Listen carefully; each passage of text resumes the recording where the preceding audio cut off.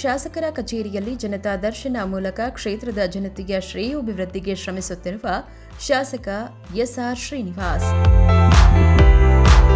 ಪ್ರತಿನಿತ್ಯ ತಮ್ಮ ಗೃಹ ಕಚೇರಿಯಲ್ಲಿ ಕ್ಷೇತ್ರದ ಜನರ ಸಮಸ್ಯೆಯನ್ನ ಆಲಿಸುತ್ತಾ ಬಂದಿದ್ದು ನಿರಂತರ ಸಂಪರ್ಕದಲ್ಲಿರುವ ಶಾಸಕರು ಸಹ ಜಿಲ್ಲಾ ಪಂಚಾಯತ್ನಲ್ಲಿ ಜಿಲ್ಲಾ ಉಸ್ತುವಾರಿ ಸಚಿವರ ಅಧ್ಯಕ್ಷತೆಯಲ್ಲಿ ಕರೆದಿದ್ದ ಜಿಲ್ಲೆಯ ಬರ ನಿರ್ವಹಣೆ ಕುರಿತು ಸಭೆಯಲ್ಲಿ ಗುಬ್ಬಿ ಶಾಸಕರು ತಾಲೂಕಿನಲ್ಲಿ 7 ಕಡೆ ಕುಡಿಯುವ ನೀರಿನ ಸಮಸ್ಯೆಯಾಗಿದ್ದು ಅದಕ್ಕೂ ಮುನ್ನ ಹೂವಿನಕಟ್ಟೆ ಗ್ರಾಮದಲ್ಲಿನ ಕಿತ್ತೂರಾಣಿ ಚೆನ್ನಮ್ಮ ಹಾಗೂ ದೇವರಾಜ್ ಅರಸು ಶಾಲೆಯಿದ್ದು ಒಂದೊಂದರಲ್ಲಿ 400 ವಿದ್ಯಾರ್ಥಿನಿಯರು ವ್ಯಾಸಂಗ ಮಾಡುತ್ತಿದ್ದಾರೆ.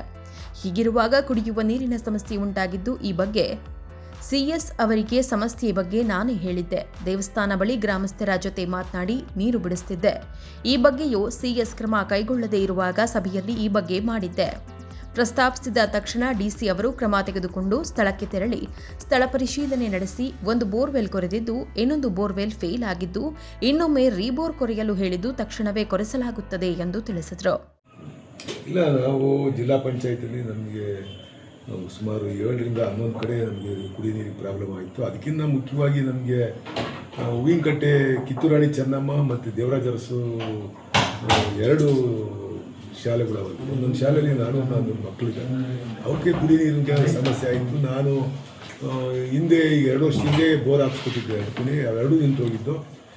ಅದರಿಂದ ನೀರಿನ ಸಮಸ್ಯೆ ಆಯಿತು. ಅದ್ರ ಬಗ್ಗೆ ನಾನು ಸಿಎಸ್ ಅವ್ರಿಗೆ ಹೇಳಿದ್ದೆ. ನಾನೇ ದೇವಸ್ಥಾನದ ಬೋರಾಗೆ ನೀರು ಕೊಡ್ತಾಯಿದ್ದೀನಿ, ಗ್ರಾಮಸ್ಥರನ್ನೆಲ್ಲ ಒಪ್ಪಿಸಿ ದೇವಸ್ಥಾನದ ಬೋರಲ್ಲಿ ನೀರು ಕೊಡ್ತಾಯಿದ್ದೀವಿ.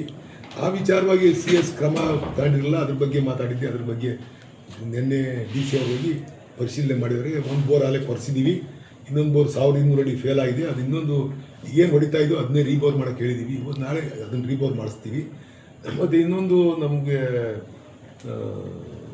ಗೊಲ್ದರಟ್ಟಿ ಅದ್ಗೆರೆ ಗೊಲ್ದರಟ್ಟಿ, ಅದು 1 ಕಿಲೋಮೀಟರ್ ಆಚೆ ಬರ್ತಿದ್ದು. ಅದಕ್ಕೂ ಕುಡಿಯೋ ನೀರು ತೊಂದರೆ ಆಯಿತು.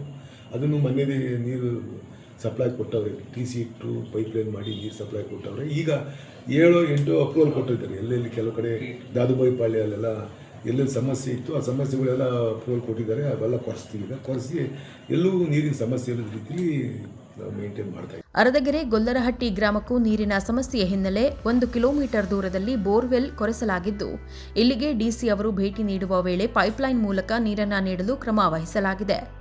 7ರಿಂದ 8 ಕಡೆ ನೀರಿನ ಸಮಸ್ಯೆ ಇದ್ದು ಅದಕ್ಕೆ ಅಪ್ರೂವಲ್ ಕೊಟ್ಟಿದ್ದು ಅದರಲ್ಲಿ ದಾದುಬಾಯಿ ಪಾಳ್ಯ ಸೇರಿದಂತೆ ಹಲವು ಕಡೆಗೆ ಕೊಡಲಾಗಿದೆ. ತಾಲೂಕಿನಲ್ಲಿ ನೀರಿನ ಸಮಸ್ಯೆ ಉಂಟಾಗದ ರೀತಿಯಲ್ಲಿ ಕ್ರಮ ವಹಿಸಲಾಗುತ್ತಿದೆ ಎಂದು ತಿಳಿಸಿದರು.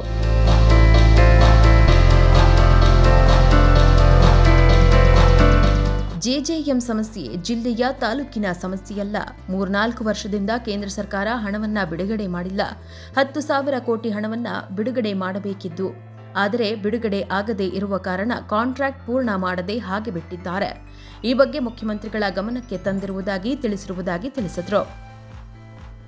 ಸಂಜಯ್ ಕೊಪ್ಪ, ಪ್ರಗತಿ ಟಿವಿ, ಗುಬ್ಬಿ.